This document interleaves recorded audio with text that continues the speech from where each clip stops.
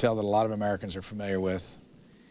And look on that list there of where the companies are from. Japanese, Sumitomo, Singapore Airlines, the Italian Trade Mission, the Korean Trade Center. You got the Hamburg office there, which is a German company. And we looked around to see where, countries were from. That, by the way, what you see there is the, it says the floating hotel, and you're about to see that. Yeah, I didn't mean to correct you, Mr. Dalton, but I was told by the people at the front desk there that this is Japanese-owned, but it spent time in Australia and was built in Singapore. Okay, and then I stand corrected then. I know it came from Australia, so I assumed it was Australian-owned. Well, it supposedly sat in Australia and for about a year before it was brought up the Saigon River. Mm-hmm. Yeah, Mr. Kung? Yeah, but you know that I just have a talk with an official from the UN. He went to Vietnam in February. He said that this hotel is can't compare with some other hotel inside Saigon, I mean the Ho Chi Minh City. Oh, of course. Because it's got ship-type compartment rooms. Small. But it was one of the first ones before the renovation of the Continental and others. But now they've got bigger rooms and suites. And the hotels, many private hotels, that's another point I wanted to bring up. For every one government hotel, there may be now 5 hotels privately owned by citizens and investment people from around the world.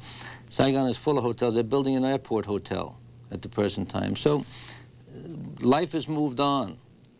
A chain of private hotel, not only in the south, in the north also. In the north. I stay in the guest house by the Labor Ministry. And I have to stay very cheaply because we don't have much money. And this place was run down and very run down. They just renovated the hotel. My price went up from the $10 a night to $12 a night to $15 a night. See, the Saigon Floating Hotel welcomes the visit of Senior Minister of Singapore, Mr. Lee Kuan Yew. He was both in Hanoi and in Ho Chi Minh City. Interestingly enough, they call it the Saigon Floating Hotel. Mr. Dalton. Yes, I have no objection.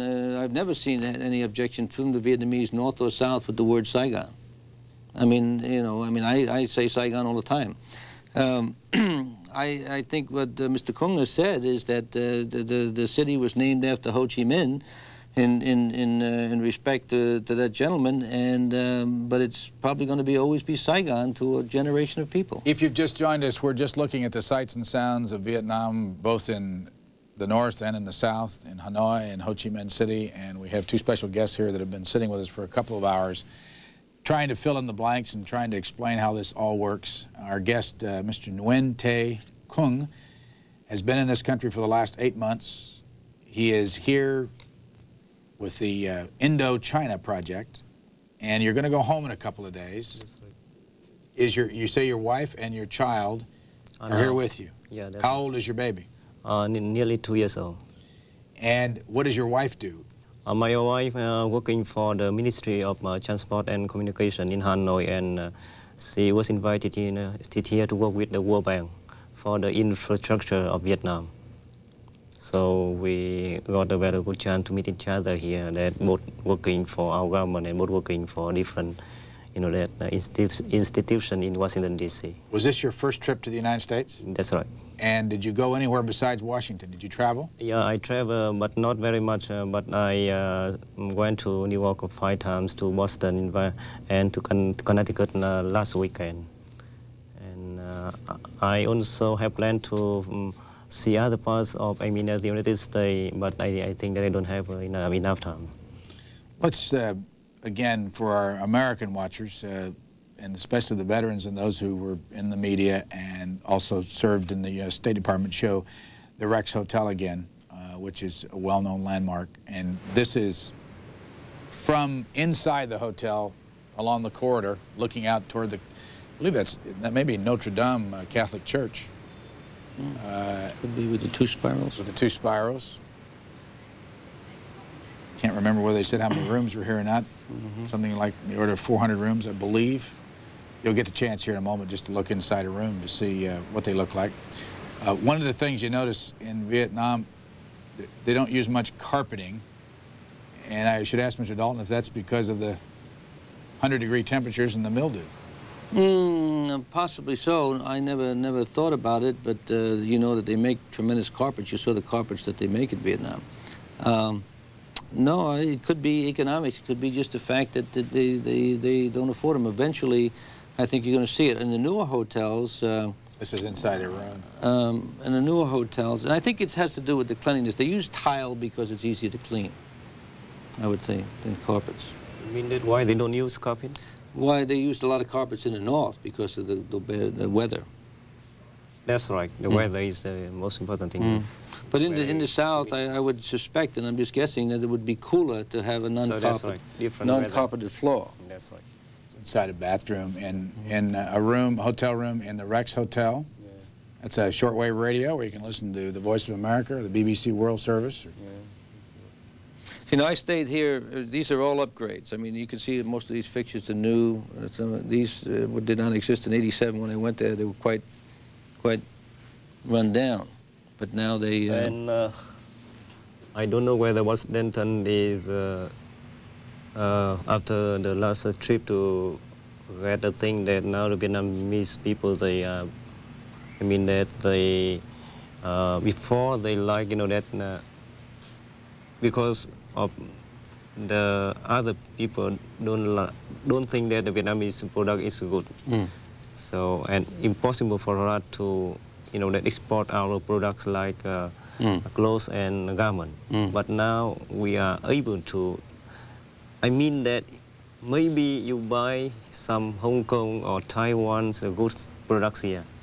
I mean that it was made, they were made in Vietnam. No, but now the Vietnam people use that trademark by, they say, made in Vietnam.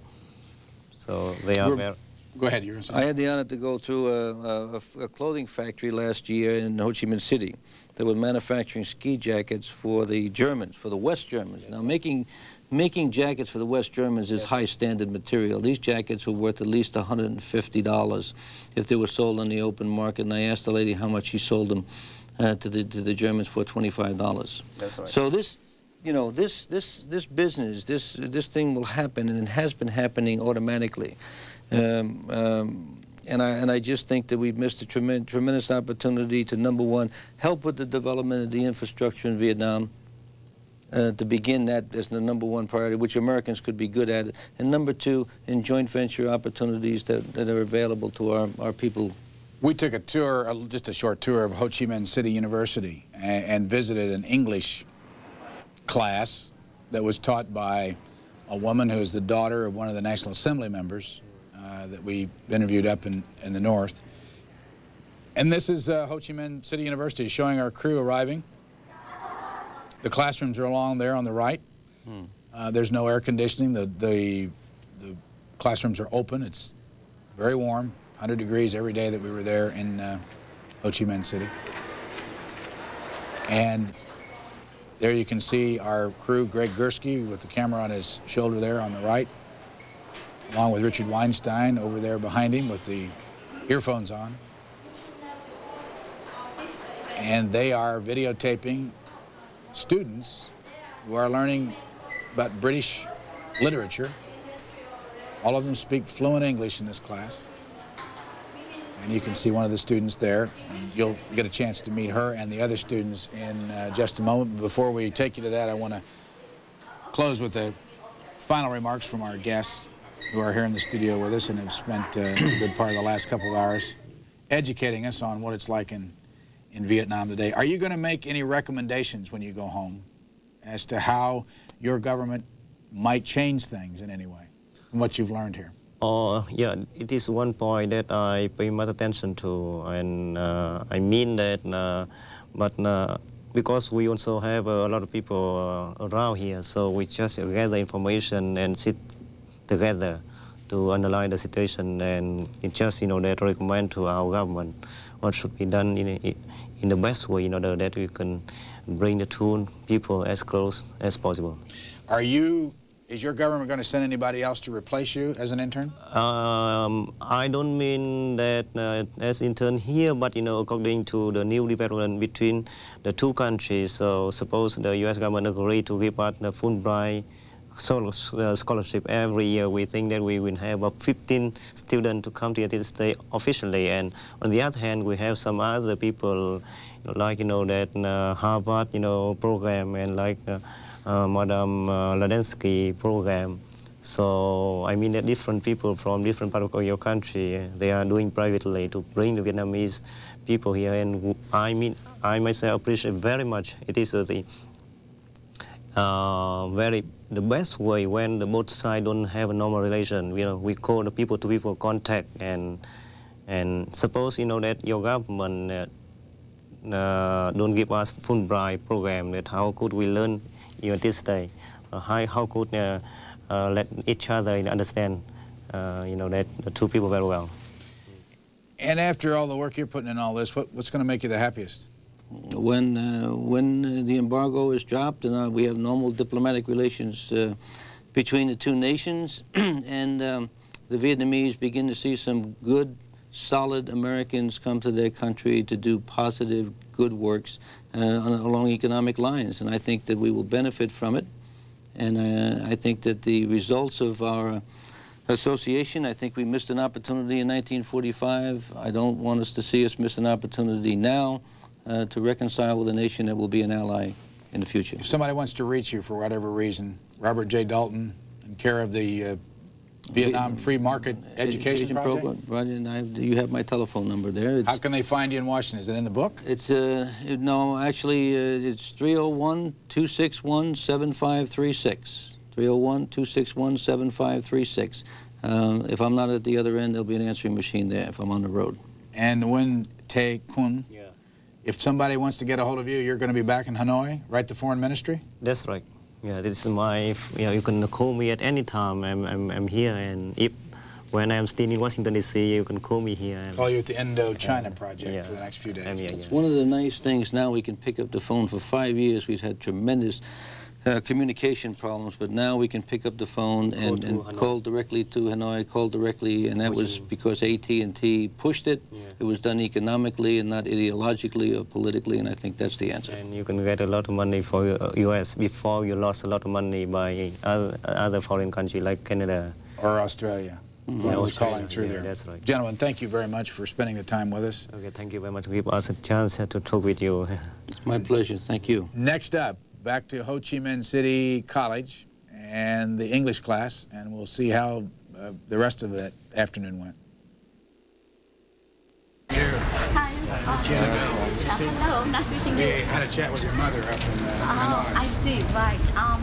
Would you like to come and visit the class and say hello to them? Because I think they will be very excited to have an American crew. This is the first time. We had, different crews like BBC, so I'm sure that this time it's going to be very exciting for them to have American. We'd also like to watch you teach the class for them. Yeah, sure. I think you are welcome. I would like to tell you, please come in. Okay, thanks. This is